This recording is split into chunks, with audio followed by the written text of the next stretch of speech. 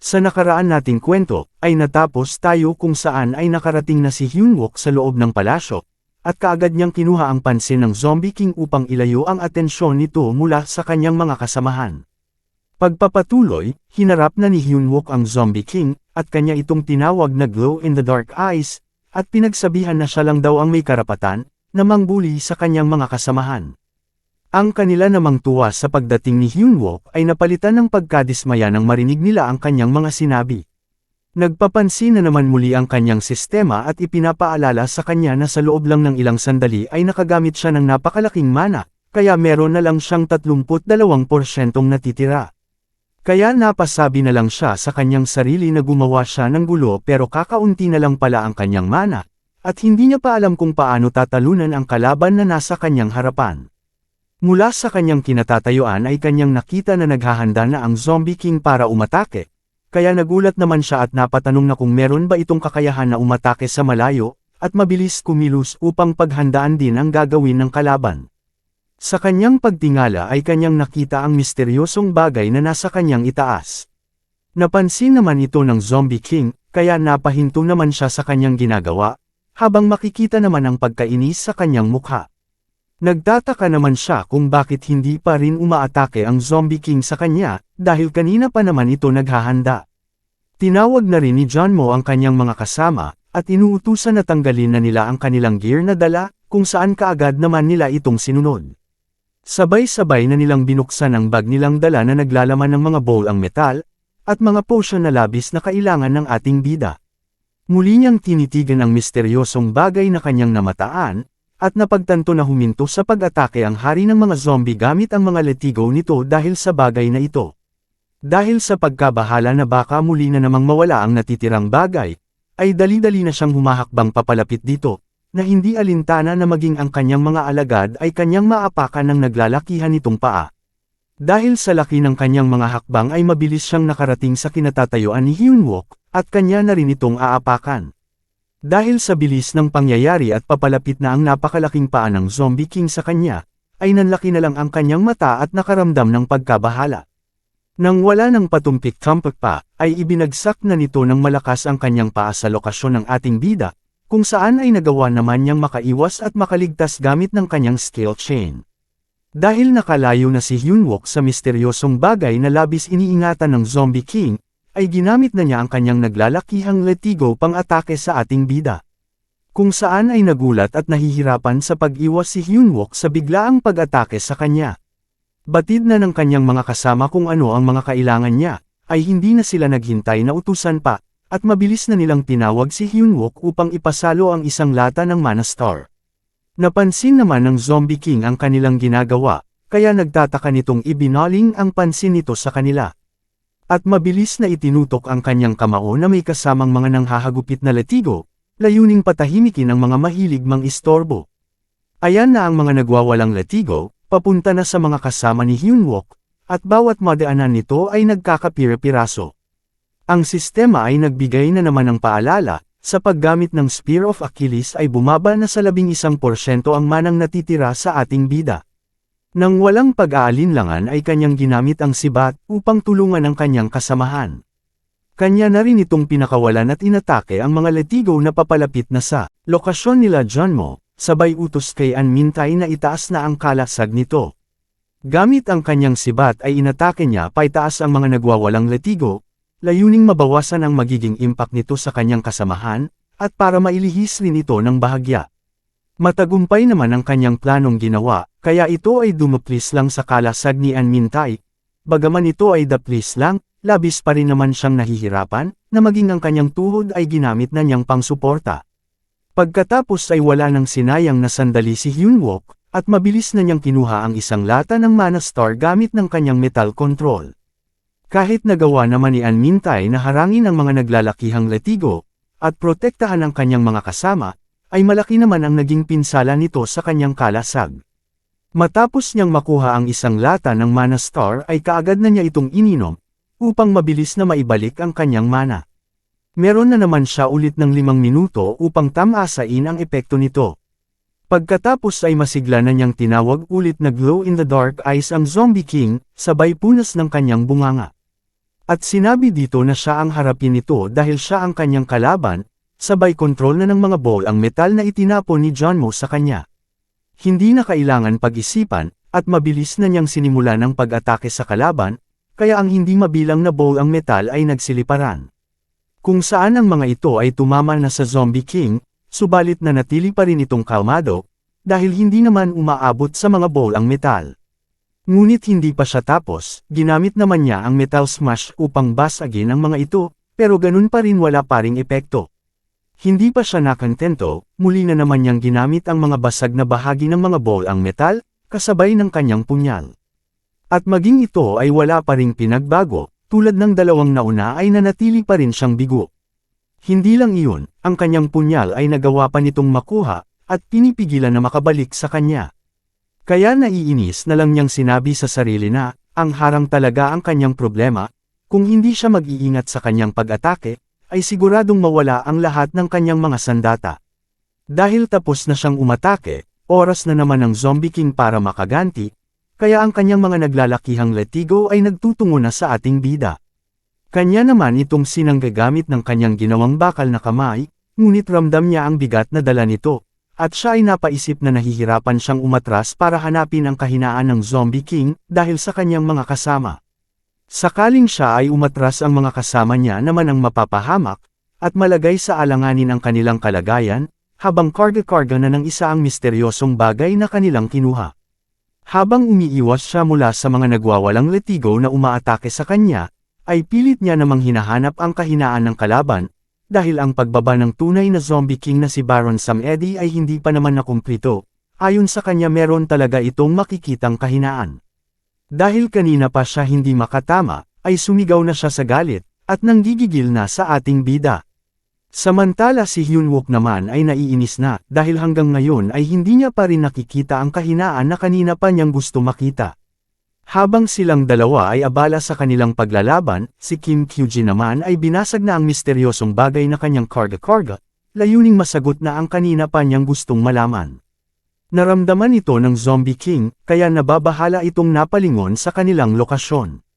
Sasaksakin na sana ni Kyujin ang laman ng kanyang binasag na bagay gamit ng isang maliit na espada, ngunit pinipigilan naman siya ni John Mo at tinanong kung saan niya naman nakuha ang hawak niyang espada, at ipinapaalala na hindi nila dapat ginagalaw ang mga bagay na nasa loob ng dungeon nang hindi nila nalalaman ang mga epekto nito. Sumagot naman si Kyujin sa kanya na sa ganitong sitwasyon ay mamamatay naman silang lahat, higit sa lahat kanyang napagtanto na hindi magagawang umatras ni Hyunwook dahil sa kanila, kaya dapat meron din silang gagawin para makatulong sa ating bida. Sa mga sinabi ni Kyujin sa kanya, ay hindi naman siya nakapagsalita, at bakas sa kanyang mukha ang labis na pangangamba. Nang nakita naman ng Zombie King ang ginagawa ng mga kasama ni Hyunwook, ay bigla naman siyang nabahala, at naghahanda na upang pigilan ang kanilang pinaplanong gawin sa laman ng binasag nilang bagay. Ramdam na ni John Mo ang panganib na paparating sa kanila, ay mabilis na niyang sinigawan si Kyujin at inutusan na saksakin na niya kaagad ito. At ang naglalakihang letigo nito ay mabilis at dire-diretso na tumutungo sa kanilang lokasyon. Maging si Hyunwook na nasa gitna, ay malapit pang mahagap ng lumaragasang letigo nito. Subalit bago pa man makarating sa kanila ang pag-atake ng Zombie King, ay nagawa na itong saksakin ni Kyujin, kung saan lumiwanag naman ang bahaging tinamaan ng espada. Kaya ang Zombie King ay nakaramdam naman ng panghihina, at bakas sa kanyang mukha ang labis na pagkabahala. Hanggang sa ito ay bumagsak at napaluhod na lang bigla, at ang kanyang mga letigo ay nawala na rin ng bahagya sa kanyang kontrol.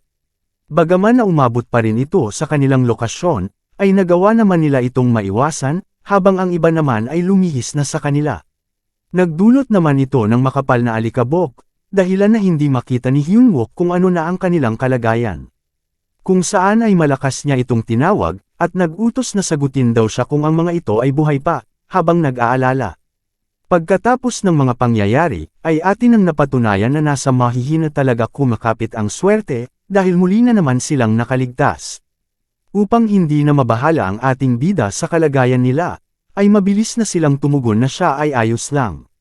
Dahil kanya nang nakumpirma na ayos lang ang kanyang mga kasama, ay nilingan na niya ang umatake sa kanila, kung saan siya ay naguguluhan sa kanyang nasaksihan, at napatanong sa sarili kung ano na nga ba ang nangyayari. Siya ay nagtataka kung bakit bigla na lang nanghina ang Zombie King matapos saksakin ni Kyujin ang bagay na kanyang kinuha. Kanya na ring tinitigan ang natitirang misteryosong bagay sa kanyang likuran. Upang ito ay maprotektahan mula sa kawatan, ay kanya na ring kinuha ang laman gamit ng kanyang kapangyarihan. Kaya si Hyunwook ay nagulat na may halong pagtataka sa laman ng bagay na kanina pa pala niyang nakikita, at siya ay napatanong kung iyon ba ay isang puso.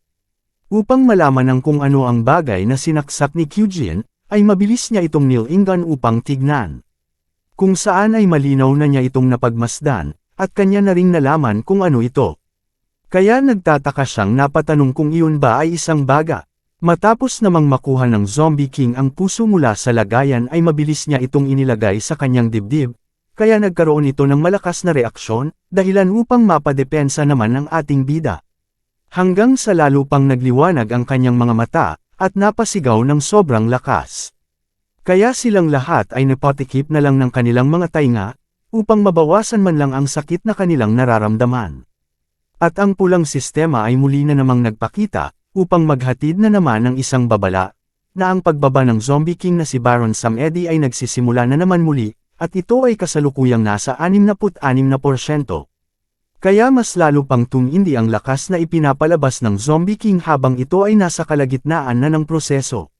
Dahil sa mga hindi inaasahang pangyayari, ay may bagong babala na naman ang muling nagpakita, na ang espiritu ng hindi kompletong kamatayan ay pumapasok na sa Zombie King, at ang level restriction ng tarangkahan ay muli na namang tumaas, mula sa antas 30, ay umabot na sa antas 53.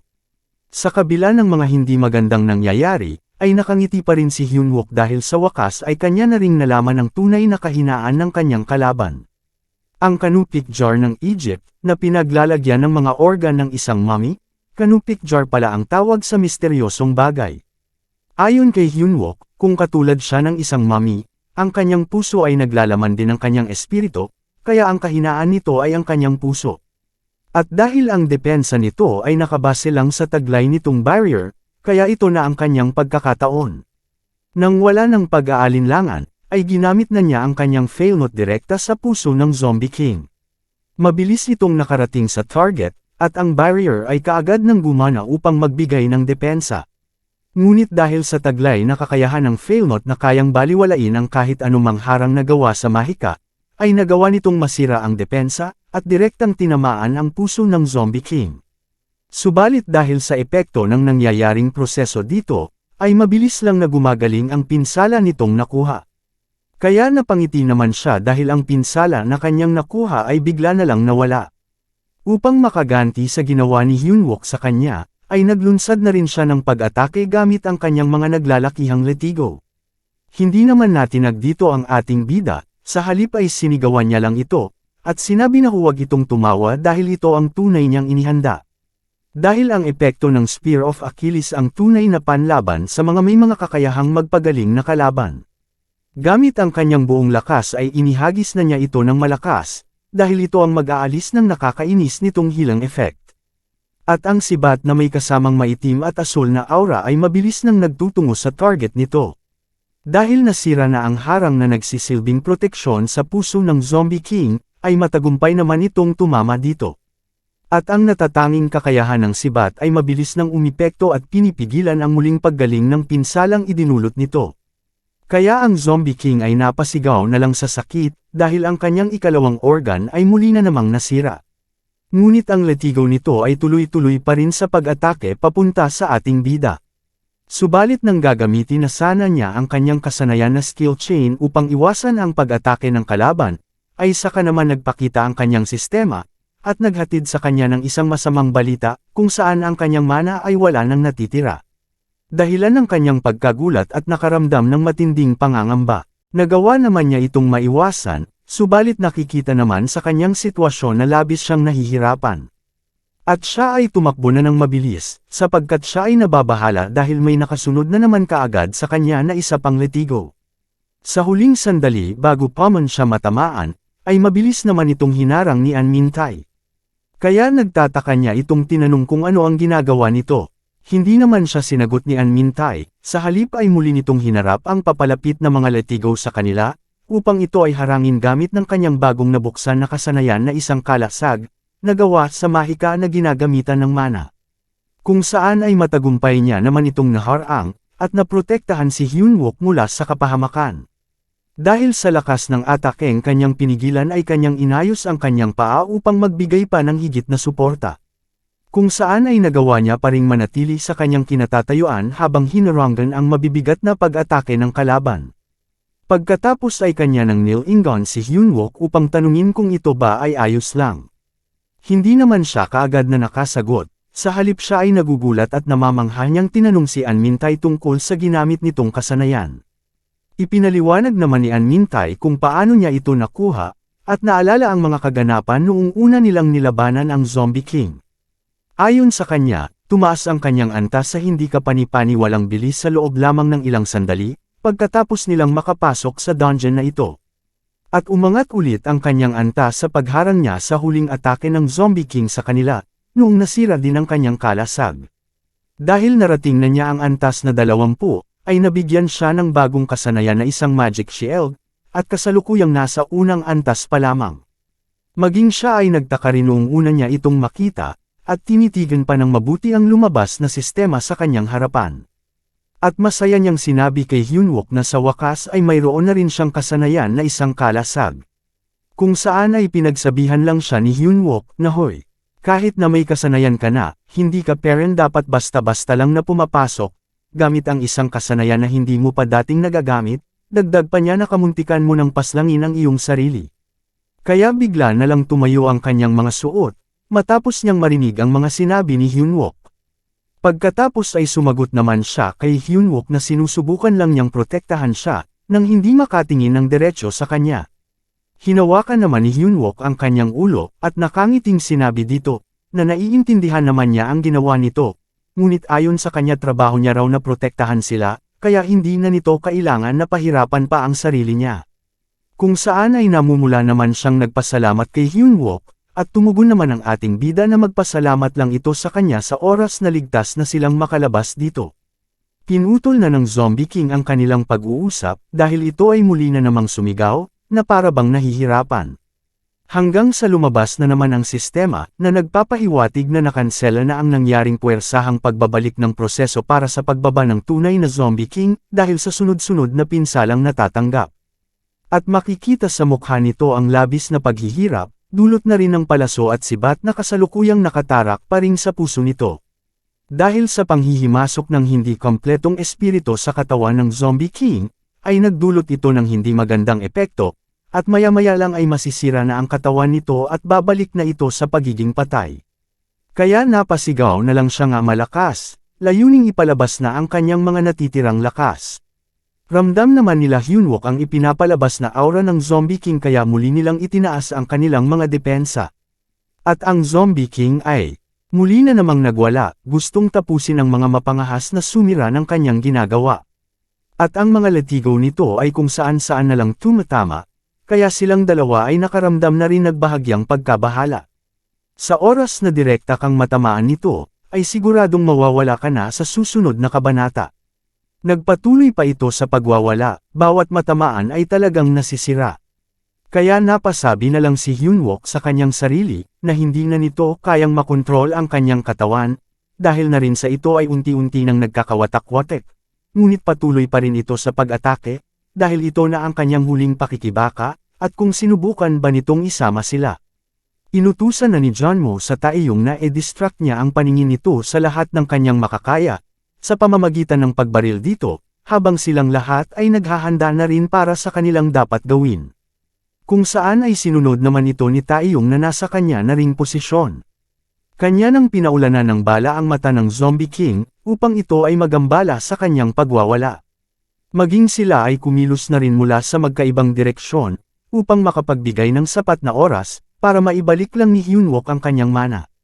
Subalit hindi talaga papatalo lang ng basta-basta ang Zombie King, at gumaganti rin ito ng pag-atake. Sa kanyang nakikita na ginagawa ng kanyang mga kasama, ay kaagad niya namang sinigawan si Jeonmo, na huwag gumawa ng mga delikadong aksyon. Sumagot naman si Jeonmo na binigyan lang nila siya ng oras, at ipinapaubaya na sa kanya ang pangwakas na atake. Kaya wala na siyang ibang masabi sa ginagawa ng kanyang mga kasama, kundi ang mapangga nga na lang habang nakatingin sa kanila. Ang kanyang mana ay unti-unti nang bumabalik at nasa 6% na. Ngunit ito ay hindi pa sapat kaya naghihintay pa rin siya habang nanunood sa labanan na nagaganap sa pagitan ng Zombie King at kanyang mga kasama. Nagpapalitan ng pag-atake ang bawat isa, ngunit dahil hindi na kayang makontrol ng Zombie King ang kanyang katawan, ay kung saan-saan na lang tumatama ang kanyang mga latigo. Umabot na sa 12% ang naibalik na mana ng ating bida.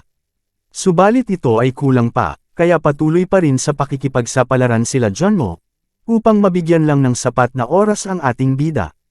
Si Hyunwook naman ay nanggagalaiti ng tinititigan ang kanyang sistema, dahil batid niya na nasa delikadong sitwasyon ang kalagayan ng kanyang kasama.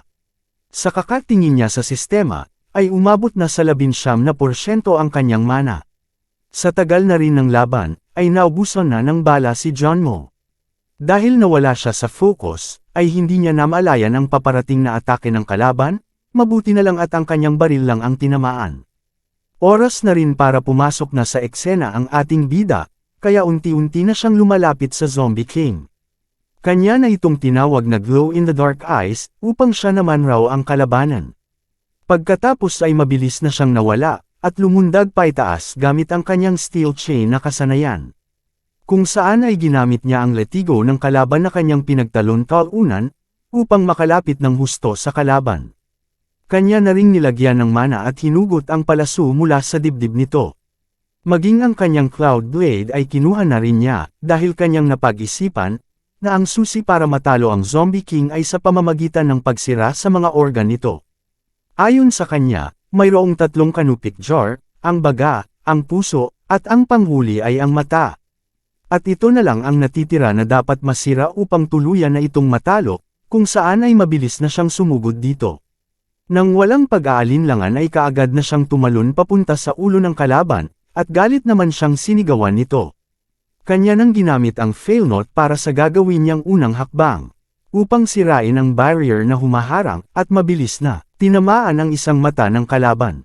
Kasunod naman niyang kinuha ay ang Cloud Blade, para ito naman ang gagamitin sa ikalawang hakbang. Dahil nasira na ang harang, ay nagawa na niya itong malapitan, habang inihahanda na ang kanyang espada. Sa pangwakas na atake ay kanya itong sinabihan na, kung ikaw ang hari, ay huwag kang magmakaawa, at ikaw ay mawala, sabay saksak ng espada sa mata ng Zombie King. Ang sistema ay muli na namang nagpakita, na nagpapahiwatig na may pumapasok na hindi matukoy na enerhiya sa Cloud Blade, kasalukuyang progreso ay nasa 49%. Pagkatapos, ay mabilis na itong nawala ng malay, at unti-unti nang natutumba, habang ang ating bida ay naiwan na nakalutang sa itaas nito. Hanggang sa ito ay tuluyan ng bumagsak sa harapan ng mga sundalong masigasig na nakipagsapalaran dito. Dahil sa laki nito, ay nagdulot ito ng malakas na bagso ng hangin na tumama naman sa kanila, dahilan upang sila ay mapadepensa. Ang pagkamatay ng Zombie King na si Baron Sam Eddy ay kinumpirma na rin ng sistema, at binati ang pangkat ni Hyunwook sa kanilang tagumpay. Labis na lang ang kanilang pagtataka, at sila ay hindi makapaniwala na nagawa nilang talunin ang isang mas malakas pa sa kanila na boss monster. Maya-maya ay nagdiwang na rin sila, dahil nagawa talaga nilang manalo ng magkakasama. Bilang gantimpala sa kanilang tagumpay na nagawa, ay kaagad na ni Hyunwook kinuha ang nagbabagang korona ng Zombie King. Ang korona ng liwanag at kadiliman ay napasa kamay na niya, isang mythic grade item na may kakayahan na mas lalo pang pataasin ang panlaban sa mga undead, ngunit ang special feature ay hindi pa nabubuksan. Kaya nagtataka naman si Hyunwook kung anong klaseng item ito, dahil hindi niya pa ito nakikita sa kanyang nakaraang buhay, maging ang espesyal na kakayahan ay hindi pa malalaman. Habang siya ay nag-iisip ay bigla naman silang nagulantang, dahil ang lugar na kanilang kinalalagyan ay unti-unti nang nagsibagsakan. At ang babala ay muli na namang nagpakita, sa pagkawala ng Zombie King, ang nadako na palasyo nito ay malapit ng mawasak. Sa pagkabahala ni Junmo ay napasigaw na lang siya sa pangalan ng ating bida, layuning magtanong kung ano na ang gagawin nila. Samantala si Hyunwook naman ay naiinis, dahil sa kanyang isipan ay hindi pa siya nakakapangkolekta ng mga item sa loob ng palasyo, at ito ay unti-unti nang gumuguho. Malakas na niyang sinigawan ang kanyang kasamahan, na lahat sila ay kailangan ng lumabas dahil ang palasyo ay guguho na. Wala nang sinayang na sandali, at mabilis na silang tumatakbo palabas sa gitna ng mga nagbabagsakan na mga tipak ng mga bato. Dahil ang itaas na bahagi ng palasyo ay nawawasak na. Sa kanilang pagdating sa labasan ay sinalubong sila ng managlalakihang bahagi ng gusali na bumabagsak na sa kanila, kaya labis na lang ang kanilang pangangamba. Sa kabutihang palad ay bago pa man tuluyang nawasak ang buong palasyo, ay nagawa naman nilang makalabas ng tuluyan dito. Ngunit hindi pa doon nagtatapos ang kanilang problema, dahil matapos nilang malinis ang dungeon, ang gate naman ang nagsisimula ng magsasara. Kaya natatanaw na niya ang unti-unting pagliit ng pulang gate sa kanilang unahan. Wala nang oras para magpahinga, at kaagad na nilang ibinuhos ang kanilang mga lakas sa pagtakbo ng mabilis, upang ang gate ay kanila pang maabutan. Hindi alintana ang pagod na kanilang nakuha mula sa pakikipaglaban, at sila ay tuloy-tuloy lang hanggang umabot na sila sa kalagitnaan. Sa labas naman ng gate, ay inihahanda na ng Blue Flower Guild ang kanilang mga miyembro na nasa 53 antas pataas, ngunit hindi naman sumasang-ayon ang lalaki, dahil para sa kanya kung ang kanilang guild ang ipapadala, baka sa hinaharap ay magkakaroon naman sila ng problema. Sinagot naman siya ni Yuhina na kung gagampanan ba nito ang responsibilidad kung sakaling puputulan naman ng Gugwang Group ang sponsorship. Dagdag pa niya na kung mangyayari yun ay mas lalo pang tatagal ang pag-recruit muli ng party. Natigil naman ang kanilang pag-uusap nang naramdaman na nila ang unti-unting pagsasara ng gate. Nakikita nila na sa kanilang harapan ang gate na dahan daw ang lumiliit, at sa kanilang isipan ay kung nagawa ba ng first raid squad na malinis ito. Ngunit ang kanilang pag-aakala ay sa panaginip lang nila makikita, dahil kanilang natatanaw na ang lumabas sa gate ay ang pangkat ng ating bida. Bago pa man, tuluyang nagsara ang gate ay nakalabas na rin si Hyunwook na daladala ang kanyang mga sandata. Kaya silang dalawa ay natulala na lang sa kanilang nakita, labis na lang ang kanilang pagtataka, dahil sa simula pa lang ay hindi ito ang kanilang inaasahan. At silang lahat naman ay hindi maipaliwanag ang saya, dahil nagawa nilang makalabas ng ligtas. Bigla naman silang natigilan ng ipinagsigawan ni Hyunwook ang pangalan ng kanilang pangkat na AMT Raid Squad. Upang mapakinggan din ng lahat ay kanya pa itong nilakasan ang pagbati sa kanyang kasamahan, dahil matagumpay nilang lahat na natapos ang kanilang misyon sa Pulang Gate. Natuwa naman siya sa kanyang ginawa, dahil ito ay kanyang sinasadya, upang iparinig sa lahat ng mapanghusgang miyembro ng Blue Flower Guild na nandito.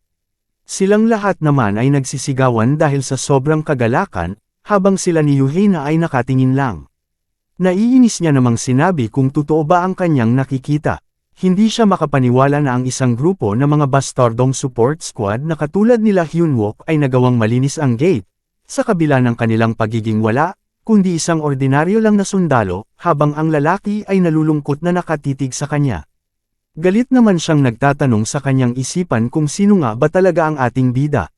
Lumipat naman ang eksena sa loob ng gate kung saan ay naglalakad dito ang natitirang miyembro ng Blue Flower Guild. Ayon sa kanya, siya ay tumakbo sa lugar na ito, matapos niyang makita ang paglabas ng abiso na ang gate ay nalinis na, habang hinahanap nito ang lokasyon ng gate. Alam niya na nandito lang ito, ngunit kahit saan man siya tumingin ay wala naman siyang nakikita. Kaya naiinis na siyang napasabi kung nasaan na ang gate, bakit hindi niya ito nakikita. Sa kanyang paghahanap, ay bigla naman siyang nagulat sa kanyang nakita na nasa kanyang likuran.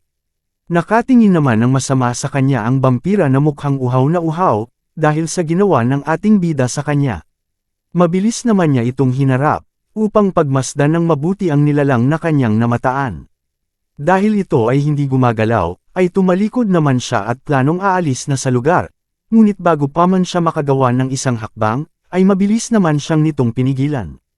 Kaagad naman siyang nagtanong dito, kung ito ba ay isang tao. At kung ito ba ay mula sa rescue squad. At nagpasalamat dahil muntik na siyang mabaliw sa pag-aakalang nakulong na siya dito. Nang may nakakalukong ekspresyon ay kanya na itong niyaya na lumabas na sila dito, at nagtanong kung saan na ba ang daan palabas, dahil sa alaala niya ay dito niya dati nakita ang gate. Pagkatapos niyang magsalita ay bigla na lang siyang nagtaka, dahil ang kanyang kinakausap ay mabilis nang nawala sa paningin niya. At ito ay nagpunta na sa kanyang likuran at kakagatin na ang kanyang leeg, habang nagsasabi na kailangan niya ng dugo.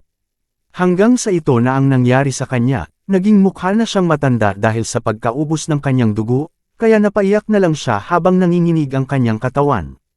Pagkalipas ng ilang sandali, ay tuluyan na siyang nagpaalam, dahil hanggang dito na lang ang kanyang kapalaran.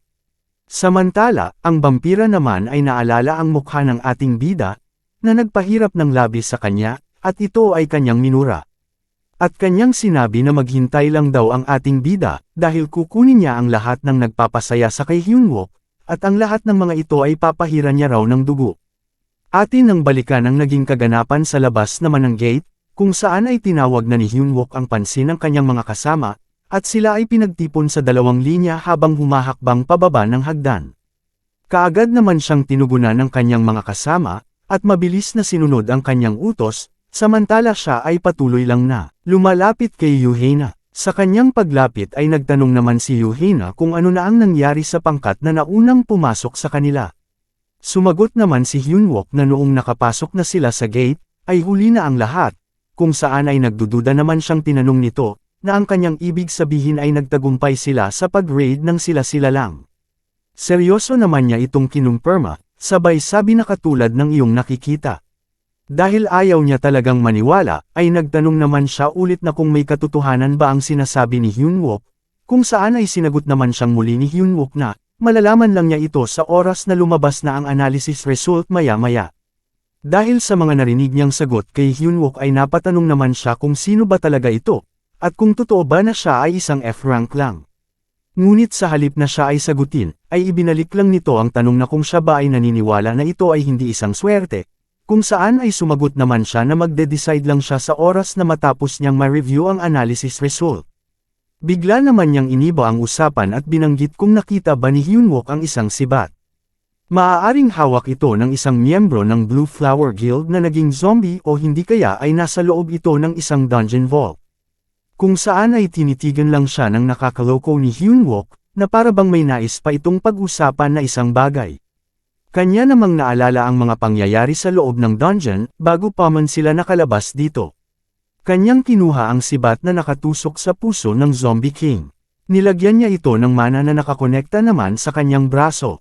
At kanyang ginamit ang bago niyang kasanayan na secret tattoo, isang C-rank, kung saan ay pwede niyang itago ang item sa kanyang katawan. At ang sibat ay kanya nang idinikit sa kanyang braso, na para bang isa lang itong tattoo. Kahit nasa kanya na ang sibat na hinahanap ni Yuhina, at makikitang nakadikit na ito sa kanyang braso, ay sinabi niya peren dito na hindi siya nakakakita ng kahit anong sibat sa loob. Upang masimula ng bagay na nais niyang pag-usapan, ay kanya na itong sinabihan, na parang nakikita na daw niya na muli na namang binabago lang ni Yuhina ang pinag-uusapan nila, dagdag pa niya na sinusubukan lang nitong iwasan ang tungkol sa kanilang pastahan. Pagkatapos ay seryoso na niyang sinabi, na ang dakilang pinuno ng Soul Attack Squad ng Blue Flower Guild, ay sinusubukang bawiin ang mga sinabi nito. Kaya hindi naman siya nakapagsalita, habang nanginginig ang kanyang mga kamay. Subalit wala namang pakialam dito si Hyunwook, kaya mas lalo pa niya itong tinitigan ng seryoso. Si Yuhina naman ay napayuko na lang na para bang hindi niya alam kung ano ang kanyang sasabihin, habang nanginginig pa rin.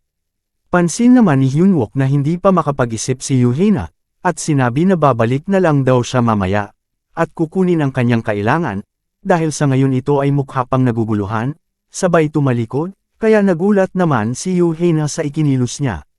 Bago pa man makalayo si Hyunwook ay, mabilis na nitong hinawakan ang kanyang manggas upang siya ay pigilan, sabay imbita sa ating bida sa pagsali sa kanilang guild, at sinisigurado nito na bibigyan siya ng isang napakabuting pagtrato. Dahil sa ginawa ni Yuhina ay napaisip naman siya, na sinusubukan siyang makuha nito para makontrol siya nito. Ang kanilang pag-uusap ay naabala ng isang tining na nagsasabi, na ang 3rd AMT Brigadier General ay paparating, at bigla na lang may lumitaw na isang portal sa kanilang harapan, dahilan ng kanilang pagkagulat. Sa kanyang pagdating sa lugar ay kaagad naman siyang tumawa ng kanyang nakita ang ating bida. Ngunit bigla na lang nag-iba ang kanyang aura, nang makita niya ang ginagawa ni Yuhina. Kaya mabilis niya namang tinanggal ang kanyang pagkakahawak sa manggas ni Hyunwook, sabay iwas ng tingin na para bang wala siyang ginawa. Nakangiti namang sinabi ng general sa kanya na, sinusubukan ba nitong ilayo sa kanila ang kanilang key personnel, na hindi pa nakakomplito ng serbisyo nito. Sabay kindat dito, kung saan ay nagkukunwari naman siyang sumagot na hindi niya iyon ginawa, bagkus ay nagbibigay lang siya ng isang rekomendasyon. Pagkatapos ay seryoso na siyang tinanong ng general, na kung binabalak ba nilang hindi sumunod sa patakaran, at naghahanda para magsagawa ng isang solo raid. At sa biglaang tanong na kanyang narinig ay napasagot na lang siya na hindi, magsasalita pa sana siya subalit sumingit naman ang general. Ayon sa kanya, merong problema sa Gugwang groups, at sa maraming paraan, kahit na ang Blue Flower Guilds ay maraming beses nang lumagpas sa limitasyon dito sa Pulang Gate. Nang may galit na ekspresyon, ay magsasampa daw siya ng isang opisyal na reklamo sa master ng Blue Flower Guild. Dagdag pa ng general, maliban dyan, sa kanyang palagay, ang mga dokumento tungkol dito, ay kailangang ipadala at pag-usapan kasama rin ng iba pang mga guilds, kaya ang kamay ni Yuhina ay nagdurugo na buhat ng kanyang labis na panggigigil. Maging ang kanyang buong katawan ay nanginginig na rin, dahil sa labis na panggigigil, habang si Hyunwook ay tahimik lang na nakatingin sa kanya. Ngayong natapos na ang matinding sagupaan na nangyari sa pulang tarangkahan. Ano na naman kaya ang susunod na mangyayari sa buhay ng ating bida, at maging ng kanyang mga kasama? Abangan lang yan sa susunod pa nating mga kabanata. Maraming salamat mga boss, sa susunod muli.